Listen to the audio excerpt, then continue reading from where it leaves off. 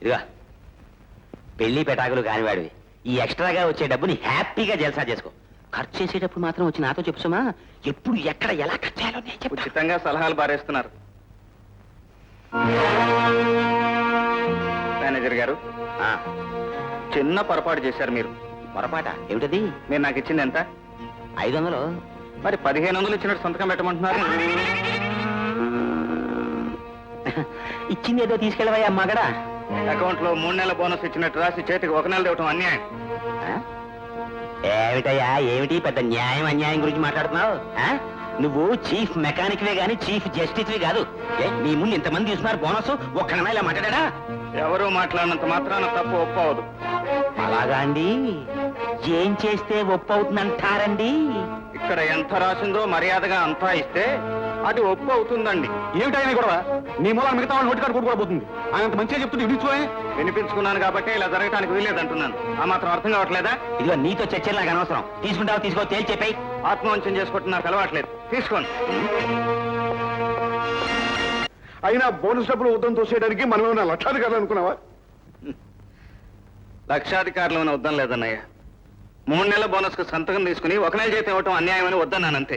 ఎరా అంతమందిలో ఒక్కడైనా మాట్లాడా? ఒక్కడైనా ఇది అన్యాయం అన్నాడా? పైగా సంతోషంగా తీసుకున్నారే. అంతమందికి సంతోషమైంది, న్యాయమైంది, నీకు ఒక్కడికి అన్యాయం అయిందరా? కృష్ణుడు చెప్పేది కూడా న్యాయమే కదరా రాముడు. 3 నెలల జీతం ఇస్తున్నట్టుగా రాసుకుని 1 నెల జీతం చేతిలో పెట్టడం న్యాయమేనా? నువ్వు కూడా అట్లా మాట్లాడటం ఏంటమ్మా? వాళ్ళు బోనస్ అని సంతోషంగా కొంత డబ్బు ఇస్తున్నారు. ఇస్తున్నారా? లెక్కలు అకౌంట్ల కోసం పక్కన 3 నెలలు రాసుకుంటున్నారు. వాళ్ళు 3 నెలలు రాసుకుంటే 10 నెలలు రాసుకుంటే మనకు ముట్టాల్సిన డబ్బు ముట్టాను కదా. మరి వద్దునే వచ్చేసాడేంటి? ఒంటి అమాయకుడు అన్నయ్య. ఇది వాళ్ళ లెక్కల కోసం కాదు, ప్రభుత్వానికి చూపెట్టడానికి. మనకి 3 నెలల జీతం ఇచ్చినట్టు వాళ్ళకి చూపించి మనకి 1 నెల ఇస్తున్నారంటే మిగతా 2 నెలలది యజమాని స్వార్థానికి వాడుకున్నట్టేగా. ఇది ఒక రకంగా మనల్ని దోచుకోవటమేగా. ఒరే తమ్ముడు, 6 ఏళ్లుగా వాళ్ళు ఇలాగే చేస్తున్నారా? అందరూ మాట్లాడకుండా తీసుకుంటుంటే నువ్వు ఒక్కడివి వద్దంటావేరా? 6 ఏళ్లగా సాగుతున్నంత మాత్రాన, వర్కర్స్ ఎవరు కాదనకుండా తీసుకున్నంత మాత్రాన అన్యాయం న్యాయం అవుతుందా? ఇన్నాళ్ళు ఎవరు ఎదురు చెప్పలేదు కనుకనే ఈ దౌర్జన్యం ఇలా సాగుతుంది. ఏ ఒక్కరైనా నోరు తెచ్చి అడుగుంటే ఈ పద్ధతి ఏనాడో మారేది. రాత్రి పగళ్ళు కండలు కరిగించి పనిచేసి ఫ్యాక్టరీలో ఉత్పత్తిని పెంచి దేశాన్ని సిరి సంపదలతో నింపేది కార్మికుడు. అలాంటి కార్మికుడిని మోసం చేస్తే యజమాని దేశాన్ని మోసం చేస్తున్నట్టే, దేశానికి ద్రోహం చేస్తున్నట్టే. ఇది ఇలాగే సాగటానికి వీల్లేదు. ఇంటికన్నా గుడే పదిలం అన్నట్టు మన కొంప కన్నా ఈ యూనియన్ ఆఫీసే ఉత్తమం. తాగచ్చు, వాగచ్చు, ఎంతక్క వాన్ చేసుకోవచ్చు. మరీ ఎక్కువైతే ఇక్కడ పడిపోవచ్చు. మన బాడీ సేఫ్, ముఖ్యంగా పరువు సేఫ్. అసలు ఈ యూనియన్ ఆఫీసు మన పాలిట మినీ బార్ లాంటిది. అంటే అంటే మినీ బార్ అంటే మినీ బారే, చిన్న సైజ్ సారా కొట్టు అన్నమాట. ముందు నువ్వు మొక్కేయి, తర్వాత గ్లాసులో సొక్కేయి. అరే ఏంటి కృష్ణ ఇక్కడ ప్రత్యక్షమయ్యా? నీ ఆత్మారాముడు మందేసుకోమని గొడవ పెట్టాడా? నేను ఇక్కడికి వచ్చింది తాగి తందనాలాటానికి కాదు. ఇక్కడికి ఎవరైనా సరే వచ్చేది అందుకే, మందుకే. కరెక్ట్. మందు కాకపోతే ఇంకెందుకు వచ్చినట్టు నువ్వు? బోనస్ విషయంలో వర్కర్స్ జరిగిన అన్యాయాన్ని యూనియన్ ఆఫీస్ లో రిపోర్ట్ చేయడానికి వచ్చాను. కృష్ణ, ఈ మధ్యకాలంలో ఇంతకన్నా గొప్ప జోకు మేము ఎక్కడ వెళ్ళలేదు. కంప్లైంట్ ఇస్తే వినేదెవరయ్యా ఇక్కడ? వర్కర్స్ కష్ట సుఖాలు యూనియన్ లీడర్లు వింటారు, వినాలి. ఇక్కడ లీడర్లు గైడర్లు మేమేనాయన. 5-6 ఏళ్లుగా గ్లాసులో చప్పుట్లు, పేక ముక్కల పేర్లు, పూతు కథలు వినటమే తప్ప కంప్లైంట్ ప్రసక్తే లేదు. అయితే యూనియన్ ఆఫీస్ ఉన్నది పేరుకు మాత్రమేనన్నమాట.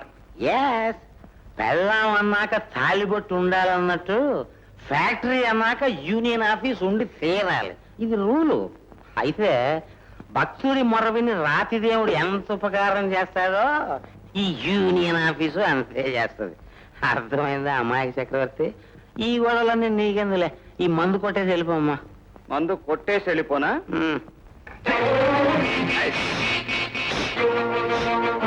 మీరు ఇక్కడ ఆడుతున్న భాగవతం వర్కర్స్ అందరికీ తెలిసిన తర్వాత మీ గతి ఏమవుతుందో ఆలోచించుకోండి. ఇదేంట్రా మందు కొట్టేసి వెళ్ళిపోవా అంటే నా ముఖం మీద కొట్టి వెళ్ళిపోయాడు. మరీ చీప్ అయిపోయాను నేను.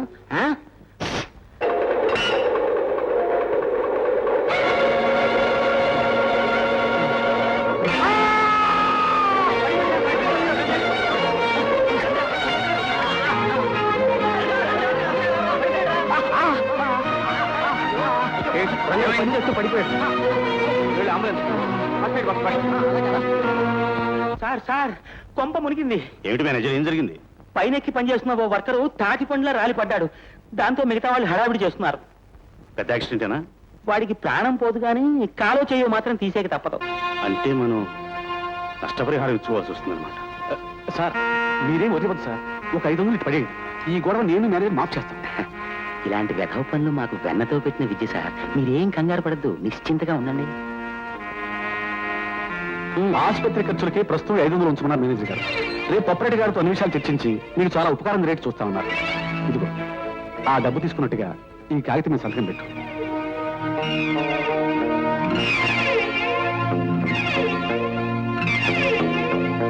అది కాదు గోవర్ధన్ గారు, ఇప్పుడు దెబ్బతిన్న అతని పాదాన్ని తీసేయకపోతే సెప్టిక్ అయి కాలంతా కూలిపోతుంది. అప్పుడు కాలు మొత్తం తీసేయాల్సి ఉంటుంది. పాపం అతని జీవితాంతం ఒంటి కాలుతో. ఇదిగో ఈ కలికాలంలో ధర్మమే ఒంటికాల మీద నడుస్తున్నాయి ఆ పిచ్చివాడ. పైగా కాలు నీది కాదు నాది కాదు, మనకెందుకు బెంగ. ఇప్పుడు నువ్వు పాదం తీసావనుకో, దానికి పోళ్ళంతా నష్టపరిహారం ఇచ్చుకోవాలి ఓనర్ గారు. అంచేది వచ్చినదే పని చెప్పి కాస్త ఆయింట్మెంట్ పూసేసి వాడిని బయటికి తోలే. బయటికి వెళ్ళాక వాడి కాలు ఉన్నా పోయినా మనం బాధ్యులం కాదు. అది కాదు సిస్టర్, ఈ పిల్లలు యాక్సిడెంట్ అయిన రంగన్న బిడ్డలు. తల్లి లేని వాళ్ళు తండ్రిని చూడాలని ఏడుస్తున్నారు. సారీ మిస్టర్, ఈ పరిస్థితిలో డాక్టర్ గారు చూడకూడదని చెప్పారు. రేపు రండి. ఇప్పుడు ఏం చేద్దాం ఉంటావు కృష్ణ? ముందు యూనియన్ ఆఫీస్కి వెళ్ళి జరిగిన విషయం రిపోర్ట్ చేద్దాం. పదండి.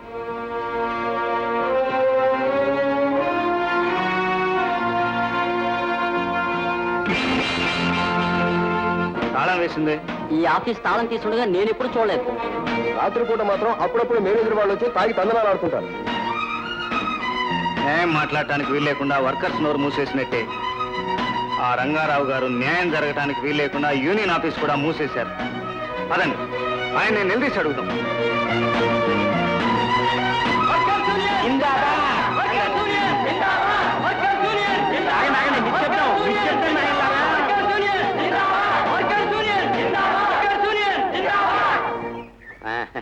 ఏమిటి కృష్ణ, ఏదో పెళ్లికో పేరంటానికో వచ్చినట్టు అంతా మూకుమ్మడిగా వచ్చేసారు. ఏమిటి సంగతి? మేము ఎందుకు వచ్చామో నీకు చెప్పవలసిన అవసరం లేదు. సరాసరా రంగారావు గారికే చెప్తాం. ఆయన రమ్మను.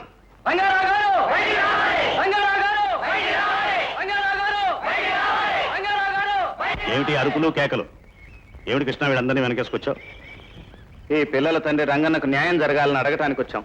ఓ చూడు కృష్ణ, నువ్వు ఇక్కడికి వచ్చి 6 నెలలు కూడా కాలేదు. రంగడు ఇక్కడ 12 సంవత్సరాల నుంచి పనిచేస్తున్నాడు.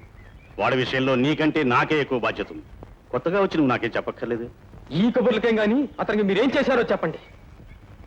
ఆత్మహత్య చేసుకోవాలని పైనుంచి కింద పడ్డ వారికి నిజంగా మేమేమీ చేయనక్కర్లేదు. అయినా మేము చేయవలసింది చేశాం. అబద్ధం. తన 3 పిల్లలకి అన్యాయం చేసి ఆత్మహత్య చేసుకోవాల్సిన అవసరం రంగనకు లేదు.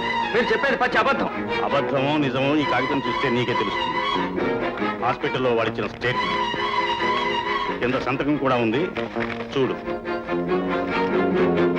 నేను నమ్మను. ఇందులో ఏదో మోసం ఉంది. నువ్వు నమ్మనంత మాత్రాన నిజం అబద్ధం కాదు. మీరు వెళ్ళొచ్చు. పిల్లల్ని ఇంటికి తీసుకెళ్లి జాగ్రత్తగా చూస్తుంది. నేను హాస్పిటల్కి వెళ్ళి నిజానిజాలు తెలుసుకుంటాను. ఏం చేయాలనేది రేపు నిర్ణయిద్దాం. మీరందరూ వెళ్ళండి. అవును కృష్ణబాబు, ఆ నాగరాజు వచ్చి మేనేజర్ బాబు పంపించాడని 500 రూపాయలు డబ్బు ఇచ్చాడు. డబ్బు తీసుకున్నట్టుగా సంతకం పెట్టమంటే పెట్టాడు. అర్థమైంది. ఏమిటిలా వచ్చారు? తాళాలు బద్దలు కొట్టి ఆఫీస్ స్వాధీనం చేసుకోవడానికి వచ్చాం. 5 ఏళ్లుగా యూనియన్కి లీడర్గా ఉంటున్న నన్ను కాదని స్వాధీనం చేసుకోవడానికి నువ్వెవడివి? 5 ఏళ్లుగా యూనియన్ చీకట్లో ఉంచిన వాడివి నువ్వు లీడర్ ఎలా అవుతావు? తప్పగా